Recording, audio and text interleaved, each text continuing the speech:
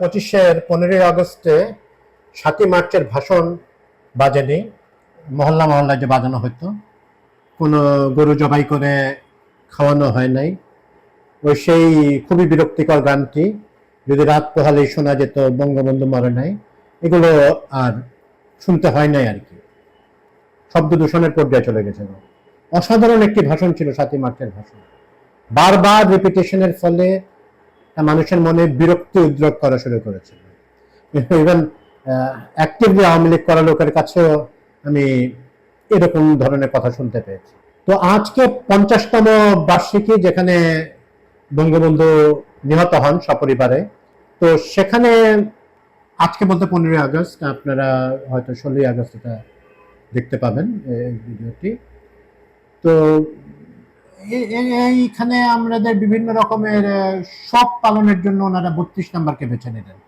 ওনারা মানে আওয়ামী লীগের নেতা কর্মী বলে দাবি করেন বা বঙ্গবন্ধু অনুরাগী। তাদের তো আসলে আমি জানি না বনানী কবরস্থানে কেউ গেছেন কিনা। ওখানে কিন্তু বঙ্গবন্ধু পরিবারের অনেকেই শায়িত আছেন, এবং ওনারা টুঙ্গিপাড়ায় যেতে পারতেন, বাস ভাড়া করে টুঙ্গিপাড়া যেতে পারতেন। শোক পালনের অধিকার, এই ব্যাপারটা নিয়ে অনেক আলোচনা হয়েছে আর কি। এক পক্ষ কি থেকে আলোচনা হচ্ছে, আপনি বুঝতেই পারছেন কোন পক্ষ। শোক পালনের অধিকার তো অবশ্যই আছে। কে মানা করেছে? এটা ইন্টারিম গভর্নমেন্টও মানা করে নাই। প্রধান মানে সবচেয়ে শক্তিশালী যে দলটির, রাজনৈতিক দলটি বিএনপি, তারাও তো মানা করেনি আপনাদেরকে, মানে আওয়ামী মানুষদেরকে শোক পালন করার জন্য। তো এটা বেছে নিবেন কেন আপনারা? আপনারা জানেন এখানে আপনার একটা সেন্টিমেন্টের জায়গা আছে। কয়েক মাস আগে এটা ভাঙা হয়েছে। এখানে মানুষজনকে উস্কানি দেওয়ার জন্য আপনারা নেতা পর্যায়ের কেউই জানেন না, আপনারা কিছু কর্মীদেরকে পাঠিয়ে দিলেন এবং তারা হেনস্থা হলেন। এর ভিতরে অবশ্যই বঙ্গবন্ধুর আসল অনুরাগীও ছিলেন, যারা এই জয় বা শেখ হাসিনার কথা শুনে এখানে রিস্ক নিয়ে গেলেন। তো উৎসাহী জনতা বা বিক্ষুব্ধ জনতা, যাদের আত্মীয় স্বজনকে হারিয়েছেন, পঙ্গুত্ব বরণ করেছেন যাদের আত্মীয় স্বজনরা, এবং যারা চোখের সামনে বর্বর রচিত সব ঘটনা ঘটতে দেখেছেন, তাদের কাছে তো 32 নম্বর তো বঙ্গবন্ধুর বাসস্থান ছিল না। এটা হয়ে গেছে একটা মানে আওয়ামী তীর্থস্থান, ফ্যাসিস্ট মাফিয়া তীর্থস্থান। তো এখানের প্রতি তো এখানে বঙ্গবন্ধুর কোনো প্রতিকৃতিও নাই। তো এখানে তো সেটাও ভেঙে ফেলা হয়েছে। তো এখানে তারা আক্রমণ করবেন এইটা জেনেই আপনারা নিরাপদ দূরত্বে বসে, একজন ইউএসএতে বসে, একজন ভারতে বসে উস্কানি দিয়ে যাচ্ছেন বিভিন্ন দেশ থেকে, এবং গোপন বিভিন্ন বার্তা দিয়ে আপনারা আহ্বান জানাচ্ছেন। মানুষগুলো পড়লো বিপদে, কাউকে নিরাপত্তা হেফাজতেও নিতে হলো।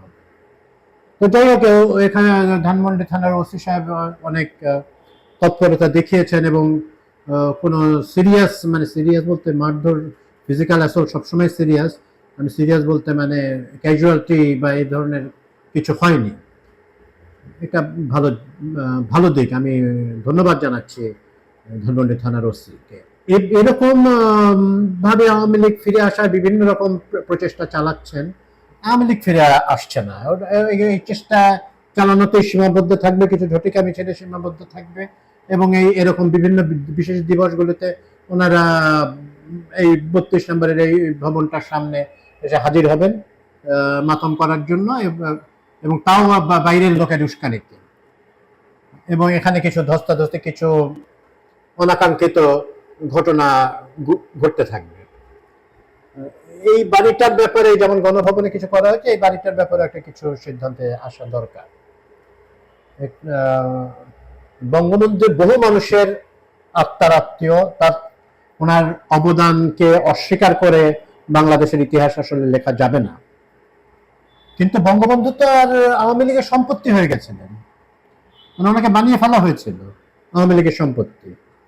আওয়ামী লীগ আরো এইসব সিপিবি টিপিবি যেসব পার্টি আছে, ওনাদের সম্পত্তি বানিয়ে ফেলা হয়েছিল। উনি শেখ হাসিনা বারবার বলতেন আবার বাবা দেশ স্বাধীন করে দিয়েছে। এটা বঙ্গবন্ধু তো ওইভাবে নিজে কখনো ওরকম ভাবে বলেননি। ওনারও একটা বিশাল ইগো ছিল, এটা আমার দেশ, কিন্তু উনি তো ওইভাবে বলেন নাই। আমি আমার আমি তো আমার বাবা সবকিছু করেছেন, এইসব করে করে তো বঙ্গবন্ধুকে আপনারা মানে যে বাংলায় বলে না যে পচিয়ে ফেলছেন, ওরকম পচিয়ে ফেলছেন। হ্যাঁ, আপনাদের নেত্রী শেখ হাসিনা যেভাবে কথাবার্তা বলে চলেছেন, এটা কিন্তু বাড়াচ্ছে খুব।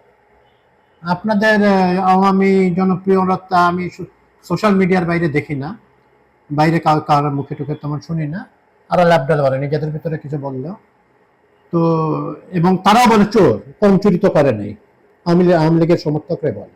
এখন আমাদেরকে শোনানোর জন্য বলেন নাকি ভেতর থেকে বলেন সেটা তো আর কারো, আমি তো অন্তর্যামী নই, এটা বলা যাচ্ছে না।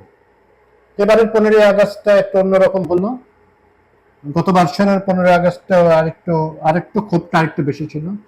তো এই ক্ষোভটা কিন্তু একদম ডাই ডাউন করবে না যতদিন পর্যন্ত শেখ হাসিনার পুরোপুরি বিচার না হচ্ছে, এবং অন্যান্যদেরকে যেহেতু ইন্ডিয়া পাঠাচ্ছে না তাদেরকে, বিচার না হচ্ছে, এটা হচ্ছে না, হবে না। তো আমরা বঙ্গবন্ধুকে স্মরণ করব।